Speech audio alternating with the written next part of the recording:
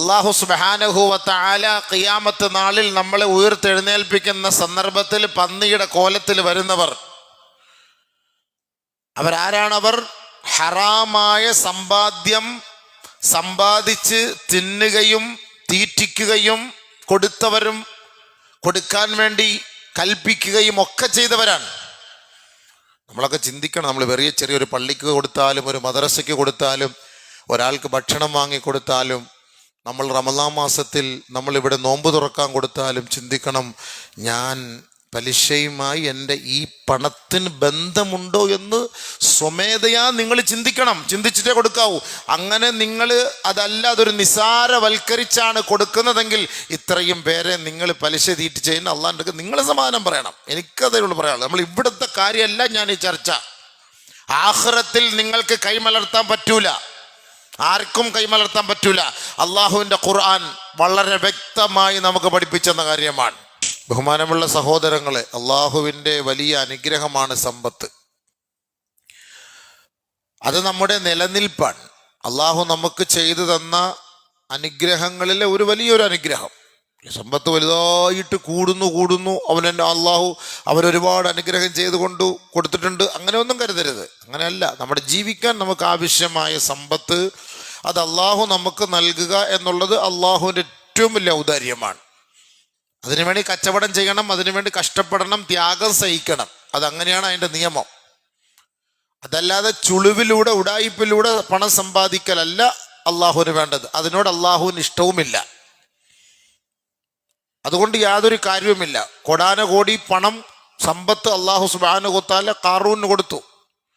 ഖാറൂനെ അള്ളാഹു സുബ്ഹാനഹു വ തആല ആ സമ്പത്തിൻ്റെ പേരിലാണ് ഖാറൂൻ ഈമാനും തെറ്റിയത്, ഇസ്ലാമിൽ നിന്നും വിട്ടത്. മൂസാ നബിയുടെ അനുയായിയായിരുന്ന ഖാറൂൻ പോലും മൂസാ നബിയെ ഉപേക്ഷിക്കാൻ കാരണം സമ്പത്താണ്. ഇന്ന് നമ്മൾ കൂടുതൽ പരിഗണന, അതായത് ഈ സമ്പത്ത് സമ്പാദിക്കുന്നതിൽ കൂടുതൽ പരിഗണന നൽകാത്തത് ഈ സമ്പത്തിൻ്റെ വിഷയത്തിലാണ്. ഇത് ഹലാലാണോ ഇത് ഹറാമാണോ എന്ന കാര്യത്തെക്കുറിച്ച് നമ്മൾ ചർച്ച ചെയ്യാത്തത് സമ്പത്തിൻ്റെ വിഷയത്തിലാണ്. നിസ്കാരത്തിൻ്റെ കാര്യത്തിലൊക്കെ ഭയങ്കര ഇൻട്രസ്റ്റ് ഉണ്ടാവും, അല്ലെങ്കിൽ അത് സൂക്ഷിക്കും. ഒളു പോയി, അല്ലെങ്കിൽ ഒളു കുറഞ്ഞു, അല്ലെങ്കിൽ ഖളാ ആവും, ഖളാ ആയിപ്പോയി, അല്ലെങ്കിൽ പെട്ടെന്ന് നിസ്കരിക്കണം, അല്ലെങ്കിൽ ഇതായി പോവും, ജമാഅത്ത് പോയി, ഇതിനൊക്കെ ഇൻട്രസ്റ്റ് ഉണ്ടാവും. ഇതൊക്കെ ഇൻട്രസ്റ്റ് ഉണ്ടാവും. പക്ഷെ ഈ നമസ്കാരം അത് കബൂലിയത്ത് വരണമെങ്കിൽ നമ്മൾ തിന്നുന്നത് ഹലാലാവണ്ടേ? അതുകൊണ്ട് അവിടെയാണ് മൂലധനാണ് റഅസുൽ മാൽ. നമ്മുടെ ജീവിതത്തിന്റെ നിലനിൽപ്പ് എന്ന് പറയുന്നത് സമ്പത്താണ്. അല്ലാഹു സുബ്ഹാനഹു വ തആല ഖിയാമ, ഈ സമ്പത്ത് അല്ലാഹു തആല നമുക്ക് ഖിയാമൻ അല്ലാഹു ഖുർആനിൽ ഉപയോഗിച്ച വാക്കതാണ്. നമ്മുടെ നിലനിൽപ്പിനാണ് അല്ലാഹു സുബ്ഹാനഹു വ തആല ഈ സമ്പത്ത് എന്നത്. നമുക്ക്, നമ്മുടെ മക്കൾക്ക് നമുക്ക് ജീവിക്കാനുള്ള വഴികൾ. പക്ഷേ ആ സമ്പത്ത് എങ്ങനെ സമ്പാദിക്കണമെന്നും അല്ലാഹു നമ്മളോട് പഠിപ്പിച്ചു തന്നിട്ടുണ്ട്. അതല്ലാതെ നമ്മൾ അനർഹമായ നിലയിൽ, അതിക്രമമായ നിലയിൽ, അധാർമികമായ നിലയിൽ നമ്മൾ ആ സമ്പത്തിനെ വാരിക്കൂട്ടാനാണ് ശ്രമമെങ്കിൽ ദുനിയാവിൽ നീ സമ്പന്നനായിരിക്കും, പക്ഷെ അള്ളാഹുവിൻ്റെ മുന്നിൽ നീ ഫക്കീറായിരിക്കും. നീ ഫക്കീർ എന്ന് പറഞ്ഞാൽ സാമ്പത്തികമായ ഫക്കീറല്ല, അമല് കൊണ്ട്, നന്മ കൊണ്ട് നീ ഫക്കീറായിരിക്കും. ഒന്നുമില്ലാത്തവൻ. ദുനിയാവല്ല വിഷയം, ആഖിറം. ഞാൻ ആവർത്തിച്ച് നിങ്ങളോട് പറയുന്ന ഒരു വാക്കാണ്. ദുനിയാവല്ല നമ്മുടെ വിഷയം, ആഖിറമാണ്. ഈ ദുനിയാവിൽ നിങ്ങൾ എത്ര ലോൺ എടുത്താലും ആരും ചോദിക്കാനില്ല. നിങ്ങൾക്കും പൈസ കിട്ടുന്നുണ്ട്, പണം കിട്ടുന്നുണ്ടല്ലോ. ഒരു സ്ഥലം വാങ്ങണം. ഒരു പക്ഷേ സ്വന്തം കച്ചവടത്തിനായിരിക്കാം, അല്ലെങ്കിൽ നമ്മുടെ ആവശ്യത്തിനായിരിക്കാം. 10 ലക്ഷം രൂപ കൊടുക്കും, ബാക്കി 40 ലക്ഷം രൂപ ലോൺ എടുക്കും. അത് ഹലാലോ ഹറാമോ? ഇതിൽ നിസ്കാരമൊക്കെ ഇബാദത്തൊക്കെ പള്ളിയിൽ വരും, എല്ലാം നമ്മൾ ചെയ്യും. എന്താണ് ഈ പലിശയുടെ ഇടപാടുമായിട്ട് നമുക്കെന്താ ഒരു ബന്ധം ഒഴിവാക്കാൻ നമ്മളെ കൊണ്ട് സാധിക്കാത്തത്? എന്താ സാധിക്കാത്തത്? അതിനെക്കുറിച്ചൊരു ഫിക്ർ വെക്കാത്തത് എന്താ? അത് പലിശ അല്ലേ, ലോൺ എടുക്കണ്ടല്ലോ, അത് ഹറാമല്ലേ, അത് നമ്മൾ പലിശ കൊണ്ടല്ലോ, പണയം വെക്കൽ ഇത് ഹറാമാണല്ലോ, എന്തിനാണ് നമ്മൾ അതിൻ്റെ പിന്നാലെ പോകുന്നത്? ഉള്ളത് കൊണ്ടൊക്കെ അഡ്ജസ്റ്റ് ചെയ്തിട്ട്, അതാണ് അവിടെ വിഷയം. നമ്മൾ കൂടുതൽ ആഡംബരങ്ങളിലേക്കും അനാവശ്യങ്ങളിലേക്കും ചിന്തിക്കുമ്പോൾ നമ്മളുടെ റൂട്ട് തെറ്റിപ്പോകാൻ സാധ്യതയുണ്ട്. അങ്ങനെ റൂട്ട് തെറ്റിപ്പോകും. അപ്പോൾ ഉള്ളത് കൊണ്ട് ജീവിക്കുക, അതാണ് അള്ളാഹുവിനും ഇഷ്ടം, റസൂലിനും ഇഷ്ടം. ഒരു ടെൻഷനും ഇല്ല, ഒരു ടെൻഷനും ഇല്ല. അതുകൊണ്ട് ബർക്കത്ത് എന്താണ്? ബർക്കത്ത്, സമ്പത്തിലെ ബർക്കത്ത് എന്ന് പറഞ്ഞാൽ മാ ഖല്ല വഖഫ. അൽഹംദുലില്ലാഹ്, എൻ്റെ കാര്യങ്ങളൊക്കെ നടന്നു പോകുന്നു, കടങ്ങളില്ല, ബാധ്യതകളില്ല, മറ്റ് പ്രയാസങ്ങളോ വിഷമങ്ങളോ ഒന്നുമില്ല, അൽഹംദുലില്ലാഹ്, കാര്യങ്ങളൊക്കെ നല്ല രീതിയിൽ പോകുന്നു. ഇതാണ് ബർക്കത്ത് എന്ന് പറയുന്നത്. കഴിഞ്ഞ ആഴ്ച നമ്മൾ സൂചിപ്പിച്ചു, അല്ലാഹു സുബ്ഹാനഹു വ തആല ഖിയാമത്ത് നാളിൽ നമ്മളെ ഉയർത്തെഴുന്നേൽപ്പിക്കുന്ന സന്ദർഭത്തിൽ പന്നിയുടെ കോലത്തിൽ വരുന്നവർ അവരാരാണവർ? ഹറാമായ സമ്പാദ്യം സമ്പാദിച്ച് തിന്നുകയും തീറ്റിക്കുകയും കൊടുത്തവരും കൊടുക്കാൻ വേണ്ടി കൽപ്പിക്കുകയും ഒക്കെ ചെയ്തവരാണ്. നമ്മളൊക്കെ ചിന്തിക്കണം, നമ്മൾ ചെറിയൊരു പള്ളിക്ക് കൊടുത്താലും ഒരു മദ്രസയ്ക്ക് കൊടുത്താലും ഒരാൾക്ക് ഭക്ഷണം വാങ്ങിക്കൊടുത്താലും നമ്മൾ റമളാൻ മാസത്തിൽ നമ്മളിവിടെ നോമ്പ് തുറക്കാൻ കൊടുത്താലും ചിന്തിക്കണം, ഞാൻ പലിശയുമായി എൻ്റെ ഈ പണത്തിന് ബന്ധമുണ്ടോ എന്ന് സ്വമേധയാ നിങ്ങൾ ചിന്തിക്കണം. ചിന്തിച്ചിട്ടേ കൊടുക്കാവൂ. അങ്ങനെ നിങ്ങൾ അതല്ല, അതൊരു നിസാരവൽക്കരിച്ചാണ് കൊടുക്കുന്നതെങ്കിൽ ഇത്രയും പേരെ നിങ്ങൾ പലിശ തീറ്റി ചെയ്യുന്ന അള്ളാൻ്റെ നിങ്ങൾ സമാധാനം പറയണം. എനിക്കതേ ഉള്ളൂ പറയാനുള്ളൂ. നമ്മൾ ഇവിടുത്തെ കാര്യമല്ല ഞാൻ ഈ ചർച്ച. ആഖിറത്തിൽ നിങ്ങൾക്ക് കൈമലർത്താൻ പറ്റൂല, ആർക്കും കൈമലർത്താൻ പറ്റൂല. അള്ളാഹുവിൻ്റെ ഖുർആൻ വളരെ വ്യക്തമായി നമുക്ക് പഠിപ്പിച്ചെന്ന കാര്യമാണ്. അല്ല, നമ്മൾ കുറേ നിസ്കരിച്ചൊന്നും കൂട്ടിയിട്ടൊന്നും അള്ളാഹ്ക്ക് വലിയ കാര്യമൊന്നുമില്ല. നിങ്ങൾ നിസ്കരിച്ചാലെന്ത് നിസ്കരിച്ചില്ലല്ലോ എന്ത്, പക്ഷെ നിങ്ങൾ തിന്നുന്ന തീറ്റി ചാപ്പാട്, നിങ്ങളുടെ മക്കൾക്ക് കൊടുക്കുന്നത്, നിങ്ങൾ സമ്പാദിക്കുന്നത്, നിങ്ങൾ അധ്വാനിക്കുന്നത്, ഇതൊക്കെ നമുക്ക് ഹലാലോ ഹറാമോ? അവിടെ എന്താ നമുക്കൊരു ടെൻഷൻ വരാത്തത്? എന്താ ആ വിഷയത്തിൽ എന്താ ഒരു ടെൻഷൻ ഇല്ലാത്ത? നമ്മളവിടെ മുടന്ത ന്യായം കണ്ടെത്തരുത്. അള്ളാഹുവിനെ റസൂലിനെ വിശ്വസിക്കുന്നവരാണെങ്കിൽ ആ ഒരു രീതിയിൽ ചിന്തിക്കണം. ഹറാമാണോ? വേണ്ട. പലിശയാണോ? ആ ഇടപാടെന്ന് എനിക്ക് വേണ്ട. പലിശ ഇടപാടുമായിട്ട് എനിക്ക് വേണ്ട. എനിക്കിനി എത്ര കോടികൾ കിട്ടിയാലും എനിക്കത് വേണ്ട. ലോട്ടറി എനിക്കത് വേണ്ട. ഇനി എത്ര കോടി എനിക്ക് കിട്ടണം, എനിക്കത് വേണ്ട. ഇങ്ങനെ വളരെ സന്തോഷത്തോടുകൂടി ധൈര്യത്തോടുകൂടി അള്ളാഹിനെ ഇഷ്ടപ്പെട്ടിട്ട് പറയാൻ ആർക്കാ ഒരു ധൈര്യമുള്ളേ? എനിക്ക് വേണ്ട.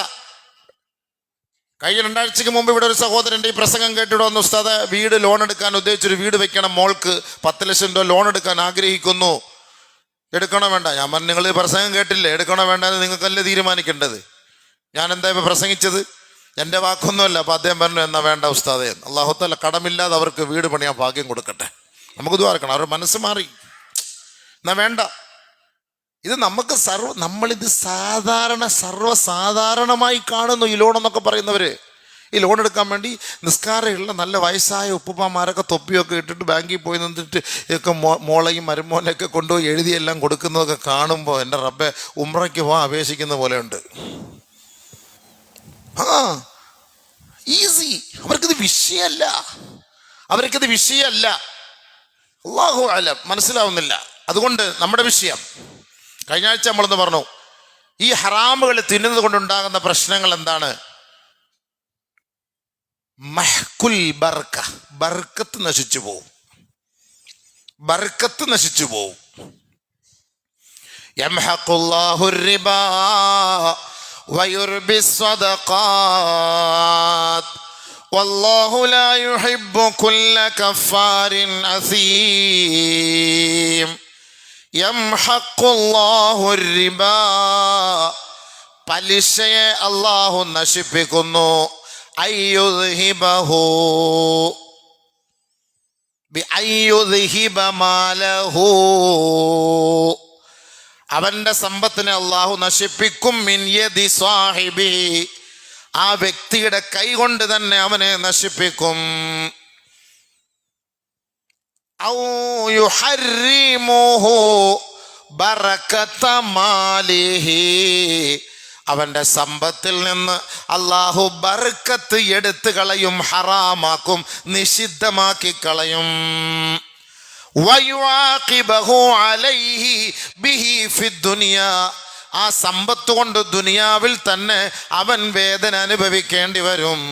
വയുആഖബു അലൈഹി യൗമൽ ഖിയാമ, നാളെ ഖിയാമത്ത് നാളിലും ആ ഹറാമിൻ്റെ സമ്പത്തിൻ്റെ പേരിൽ അവൻ ശിക്ഷ അനുഭവിക്കേണ്ടി വരും. അതാണ് ഈ ആയത്തിൻ്റെ വിശദീകരണം. എൻ്റെ അഭിപ്രായം അല്ല കേട്ടോ, ഖുർആൻ ആയത്തിൻ്റെ വിശദീകരണമാണ്. നിങ്ങൾ വേണേ മനസ്സിലായിക്കോളി. ഞാൻ ആരെയും പേടിപ്പിക്കാൻ ഭീഷണിപ്പെടുത്താനല്ല, മനസ്സിലാക്കിയ കൊള്ളാം. ആകൃതിപ്പെട്ട് കൈയും കാലും പിടിക്കാനും സപ്പോർട്ട് ചെയ്യാനൊന്നും ഒരുത്തനും വരില്ല. ഞാൻ എപ്പോഴും ഞാൻ പറയുന്നൊരു കാര്യമാണ്, വേണമെങ്കിൽ സൂക്ഷിക്കാം. നമ്മളെ കൊണ്ട് പറ്റുന്നത് സൂക്ഷിക്കുക, അതേ ഞാൻ പറയുന്നുള്ളൂ. പറ്റുന്നത് സൂക്ഷിക്കുക.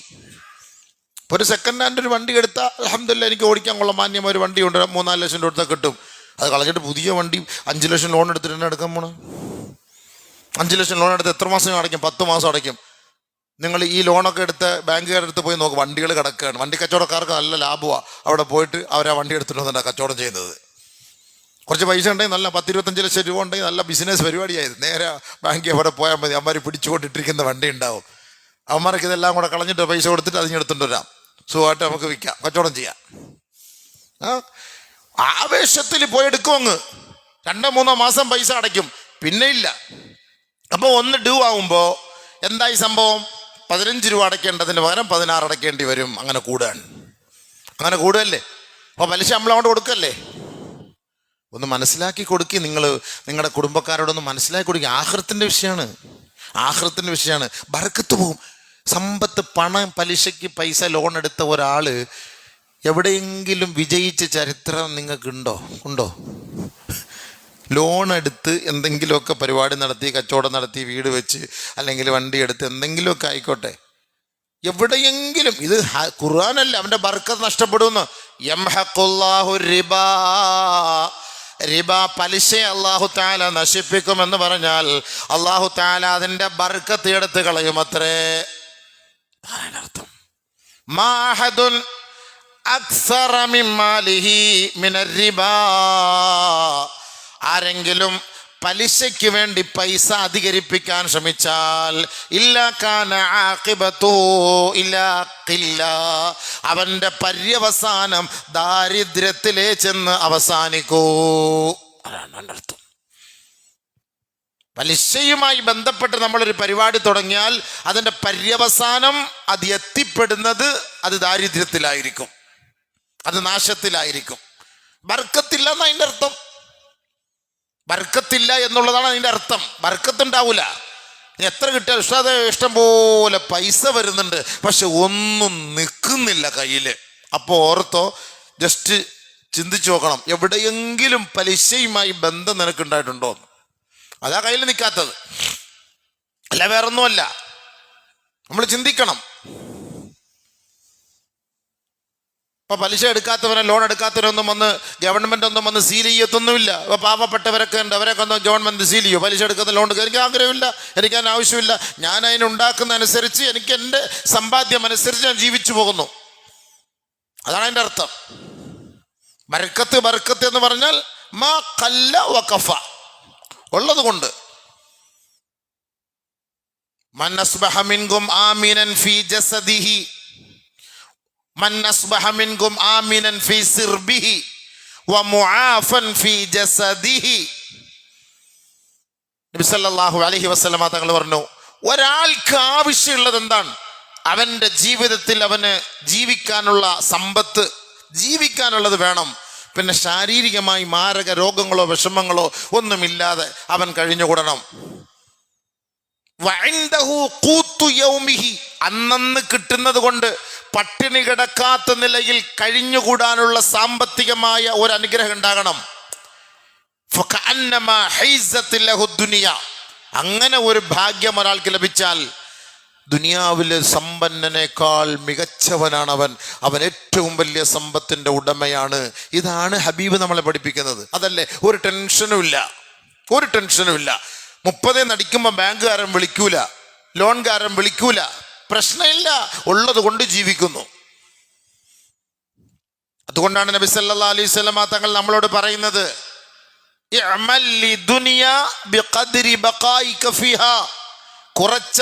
കുറഞ്ഞ നാളെ ദുനിയാവിൽ നീ ജീവിക്കുള്ളൂ. ആ കുറഞ്ഞ നാളുകൾക്ക് വേണ്ടി എന്തെങ്കിലും നീ സമ്പാദിച്ചോ.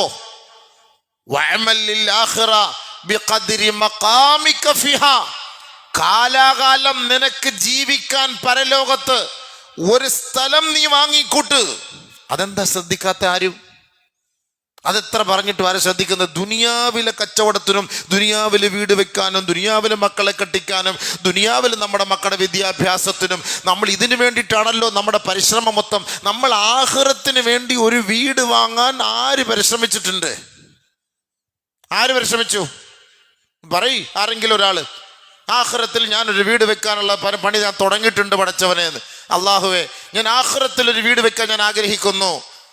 ദുനിയാവിൽ നമ്മൾ ചിന്തിച്ചു നോക്കി, ഇനിയും നമ്മൾ വീട് വാങ്ങിക്കൂട്ടും, വാടക വീടുകൾ വാങ്ങിക്കൂട്ടും, വാടക കിട്ടും. ഒരു മാസം ലക്ഷക്കണക്കിന് രൂപ വരുമാനമുള്ളവരൊക്കെ ഉണ്ട്, ലക്ഷക്കണക്കിന് രൂപ വരുമാനം. ഇദ്ദേഹത്തോടൊന്ന് ചോദിച്ചു നോക്ക്, ആഖിറത്തിന് വേണ്ടി നിങ്ങൾ എന്ത് സമ്പാദിച്ചു കൂട്ടി എന്ന് ചോദിച്ചു നോക്ക്. ചുമ്മാ ഇച്ചിരി കഞ്ഞി വെച്ചു കൊടുക്കുന്നതും 10 സമൂസ മേടിച്ചു കൊടുക്കുന്നതും വട മേടിച്ചു കൊടുക്കുന്നതൊന്നുമല്ല ആഖിറത്തിന് വേണ്ടിയുള്ളത്. ഇതൊന്നുമല്ല ആഖിറത്തിന് വേണ്ടിയുള്ളത്. ഞാൻ അവരെ സഹായിച്ചു, ഇവരെ സഹായിച്ചു, വയനാട് സഹായിച്ചു, ഇതൊന്നുമല്ല നമുക്ക് വേണ്ടത്. ആഖിറത്തിന് വേണ്ടി നിന്റെ ഇഷ്ടപ്രകാരം അള്ളാന്റെ തൃപ്തിക്ക് വേണ്ടി നീ എന്ത് ചെയ്തു? അതുകൂടെ ചിന്തിക്ക്. ചില ആളുകൾക്കൊക്കെ മാസ വാടക ഇനത്തിൽ തന്നെ ലക്ഷക്കണക്കിന് രൂപ കിട്ടും. പിന്നെ അത് അടുത്ത ബിൽഡിംഗ് വാങ്ങാൻ വേണ്ടി അതിലേക്ക് മാറ്റുകയാണ്, ലക്ഷക്കണക്കിന് രൂപ കിട്ടും. എന്നാൽ അൽഹംദുലില്ലാഹ് എനിക്കും എൻ്റെ മക്കൾക്കും ജീവിക്കാനുള്ളതും അതിനപ്പുറത്തൊരു 10 തലമുറയ്ക്കുള്ളതായി പടച്ചവനെ നീ ഇതുവരെ ആയുസ് തന്നിട്ടുണ്ട്, ഇതിനൊരു കുറവ് വരുത്തിയിട്ടില്ല. അതുകൊണ്ട് ഈ കിട്ടുന്ന തുകയ്ക്ക് ആഖിറത്തിലേക്ക് എനിക്കൊരു വീട് വെക്കണം, അതിനുള്ള ഒരു വഴി ഞാൻ തുടങ്ങുന്നു എന്ന് പറഞ്ഞിട്ട് സ്വന്തം അധ്വാനത്താൽ സ്വന്തം പണം കൊണ്ട് ഒരു പള്ളി, ഒരു മദ്രസ, അതുമായി ബന്ധപ്പെട്ട ആഖിറത്തിന് വേണ്ടിയിട്ട് ആര് ഇതിനകത്ത് ഞാൻ മിങ്കിളിക്കാക്കൂല, ചേർക്കൂല, ആരുടെയും ഷെയർ വേണ്ട. എനിക്ക് അള്ളാഹ് തരുന്ന റിസ്ക്, അതിൻ്റെ ലാഭം കൊണ്ട് ഞാൻ ആഖിറത്തിന് വേണ്ടി വീട് സമ്പാദിക്കുന്നു. 10 പാവപ്പെട്ടവരെ വിളിച്ച് ഹജ്ജിന് വിട്. ആഗ്രഹിച്ചിരിക്കുന്നവരുണ്ട്, ഹജ്ജിന് പോകാൻ കൊതിക്കുന്നവരുണ്ട്, സാദിക്കളായ തഖ്വയുള്ളവരുണ്ട്. അവരെ കണ്ടുപിടിച്ച് 10 വരെ ഹജ്ജിന് വിട് നിന്റെ പണം കൊണ്ട്, 10 വരെ ഉംറയ്ക്ക് വിട് നിന്റെ പണം കൊണ്ട്. നിന്റെ കുടുംബത്തിൽ നിന്ന് തന്നെ നീ സെലക്ട് ചെയ്യ്. ഇതൊക്കെ ആഖിറത്തിൽ നിനക്ക് വീട് കിട്ടുന്നതിന്റെ കാരണമാണ്. പള്ളിയില്ലാത്ത എത്രയോ സ്ഥലങ്ങളുണ്ട്, ഇൽമു പഠിക്കാൻ വഴിയില്ലാത്ത എത്രയോ സ്ഥലങ്ങളുണ്ട്. കുട്ടികൾക്ക് വിദ്യാഭ്യാസത്തിനുള്ള സംവിധാനം ഒരുക്കി കൊടുത്ത് അവർക്ക് ദീനിയായ ദുനിയവിയായ വിദ്യാഭ്യാസങ്ങൾ സമന്വയിപ്പിച്ചു കൊണ്ടുപോകാനുള്ള വഴി അത് നിന്റെ അധ്വാനം കൊണ്ട് നീ ചെയ്തു കൊടുക്ക്. ആഖിറത്തിൽ എത്ര വലിയ കൂലിയാണിതെല്ലാം. ആരോട് പറയാൻ, ആര് ചെയ്യാൻ? സ്വന്തമായി ഇൽമിൻ്റെ സ്ഥാപനങ്ങൾ നടത്താനും അതിന് സ്വന്തമായി ചെലവ് ചെയ്യാനും പണമുള്ള എത്രയോ സമ്പന്നന്മാരുണ്ട്. പക്ഷെ അവരൊന്നും ഈ പണിക്ക് ഒന്നും അവർ നിൽക്കൂല. അറബികളൊക്കെ അതുകൊണ്ടാണ് അറബികളെ കണ്ടുപിടിക്കുക. അവരൊക്കെ ഒരു വാപ്പ മരിച്ചു, ഉമ്മ മരിച്ചു, അവർ പെട്ടെന്ന് അവരെടുക്കുന്ന നിയ്യത്തൊരു പള്ളി ഉമ്മാന്റെ പേർക്ക് വാപ്പാന്റെ പേർക്ക് കെട്ടിക്കൊടുക്കുക എന്നുള്ളതാണ്. ആ ഹക്ക് അവർ നിർവഹിക്കുകയാണ്. എൻ്റെ വാപ്പ എൻ്റെ ഉമ്മ, ആ ഹക്ക് അവർ നിർവഹിക്കുകയാണ്. അവരുടെ സമ്പത്തിന് അതാണ് ബർക്കത്ത്. ആ പള്ളികളൊക്കെ ഒന്ന് പോയി നോക്കി, എത്ര മനോഹരമാണ്. ആരുമില്ല അതിനകത്ത്, ഒറ്റയ്ക്ക് അദ്ദേഹത്തിൻ്റെ പണമാണ്, അദ്ദേഹത്തിൻ്റെ സമ്പത്താണത്. പള്ളികൾ കെട്ടിക്കൊടുക്കുക, റാഹത്തായ പള്ളികൾ. എത്ര പേര് നിസ്കരിക്കുമ്പോൾ അതിൻ്റെ ഒക്കെ സവാബ് എവിടെ കിട്ടുന്നു? വ്യക്തമായ ഹദീസല്ലേ, മൻ ബനാ ലില്ലാഹി ബൈതൻ ബനല്ലാഹു ലഹു ഫിൽ ജന്ന ബൈതൻ ഫിൽ ജന്ന. വളരെ വ്യക്തമായ ഹദീസ. ദുനിയാവിൽ നിങ്ങൾ ഒരു വീട്, അള്ളാഹ്ക്ക് ഒരു വീട് വെച്ചുകൊട്, ആഖിറത്തിൽ നിങ്ങൾക്കൊരു വീട് ഉറപ്പാണ്. ചെയ്തു കൊടുക്കി. അള്ളാഹ് 10 ലക്ഷം വരുമാനം തരുന്നില്ലേ മാസം തോറും? ഒരു വർഷത്തിൽ 1,20,00,000 രൂപ തരുന്നില്ലേ? ഒരു 40 ലക്ഷം രൂപ വെച്ച് ചെറിയ ഗല്ലികളിൽ, ഗ്രാമങ്ങളിൽ, ചെറിയ പഞ്ചർ ബസ്തികളിൽ, ആരുമില്ലാത്ത സ്ഥലത്ത് അവിടെയൊക്കെ പള്ളികൾ വേണ്ടി ആഗ്രഹിക്കുന്നവർ തമിഴ്നാട്ടുകാരുണ്ട്.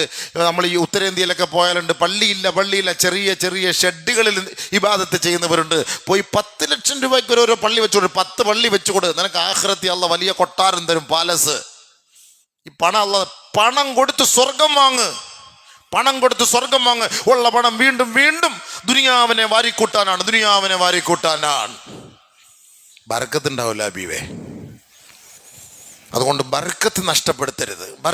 ബർക്കത്ത് എന്നൊക്കെ പറഞ്ഞാൽ അൽഹംദുലില്ലാ എനിക്കൊരു ബാധ്യതകളും ഇല്ല, പലിശയുമായി വലിയ ബന്ധങ്ങളില്ല, ബാങ്കുമായിട്ട് ബന്ധങ്ങളില്ല. ബാങ്കുമായിട്ട് ബന്ധം എന്ന് പറഞ്ഞപ്പോൾ നമുക്ക് പൈസ വരാനും പോകാനും ഇതൊക്കെ നമുക്ക് ബാങ്ക്. അപ്പോൾ അത് നമ്മൾ ബാങ്കിൽ നമ്മൾ നിക്ഷേപിച്ചിരിക്കുന്ന പൈസ നമ്മൾ അവർക്ക് പോയി ചോദിച്ചാൽ മതി, എൻ്റെ ഇൻട്രസ്റ്റ് എത്രയാണെന്ന് നമ്മൾ ചോദിക്കണം. നമ്മളത് കളയൊന്നും വേണ്ട. ആ ഇൻട്രസ്റ്റ് എത്രയാണെന്ന് നമ്മൾ പോയി അവിടുത്തെ വെച്ചാൽ അവരത് കറക്റ്റ് കണക്ക് പറഞ്ഞു തരും. ആ പൈസ എടുത്തിട്ട് ഏതെങ്കിലും ലക്ഷം വീട് കോളനിയിലോ ഏതെങ്കിലും സാധുക്കൾക്ക് നീയത്തൊന്നും ഇല്ലാതെ ചുമ്മാ ജസ്റ്റ് കൊണ്ട് കളഞ്ഞേക്കണം, അവർ കൊടുത്തേക്കണം. പലിശയുടെ പൈസ നമ്മൾ കണക്കൂട്ടി നോക്കുമ്പോൾ എല്ലാം കൂടെ കണക്കൂട്ടി ഈ കഴിഞ്ഞ ഒരു വർഷത്തെ മൊത്തം ടേൺ ഓവർ എല്ലാം പരിശോധിച്ച് നോക്കുമ്പോഴത്തെ എല്ലാം കൂടെ കണക്കൂട്ടുമ്പോൾ 1,20,000 പലിശയുടെ പൈസ ഉണ്ട്. എടുത്തിട്ട് ഏതെങ്കിലും സാധുക്കൾക്ക് കൊണ്ടുപോയി കൊടുത്തേക്ക്. ക്യാൻസർ രോഗികൾ, മറ്റ് വൃക്ക രോഗികൾ, പാവപ്പെട്ടവർ, ഏതോ ഗല്ലികളിലൊക്കെ കഴിയുന്നവരില്ലേ, അവർക്കൊരു നീയത്തൊന്നും വേണ്ട, ഒരു നീയത്തും വെക്കരുത്. കൊടുത്തിട്ട് ദുആ ചെയ്യണം കേട്ടോ, ദുആ ചെയ്യണം കേട്ടോ, പോയി. ആ ദുആ ചെയ്യണമെന്നൊരു വാക്ക് പോലും പറയരുത്. അത് കളയേണ്ട പൈസ ആണ്. അപ്പം നമ്മളത് എടുത്തിട്ട് മറ്റുള്ളവർക്ക് കൊടുക്കുകയാണ്, അത് കുഴപ്പമില്ല. ഇനി ആരെങ്കിലുമൊക്കെ ലോൺ എടുത്ത് പൈസ ഇടങ്ങേറായി ബുദ്ധിമുട്ടിരിക്കണം, ആ പൈസ എടുത്ത് ഇവർക്ക് കൊടു. ആ ലോൺ അടച്ച് തീർത്ത്, ആ പലിശ അടച്ച് തീർത്ത് ഇടപാട് തീർക്കട്ടെ. അതുകൊണ്ട് നിങ്ങൾ അതിനൊക്കെ ശ്രദ്ധിക്കണം. അങ്ങനെയൊക്കെയുള്ള കാര്യത്തിന് വേണ്ടി നമ്മൾ ഈ പണം നമ്മൾ ചിലവാക്കണം. ഇല്ലെങ്കിൽ നമ്മുടെ ബർക്കത്ത് അല്ലാഹു സുബ്ഹാനഹു വ തആല എടുത്തു കളയും.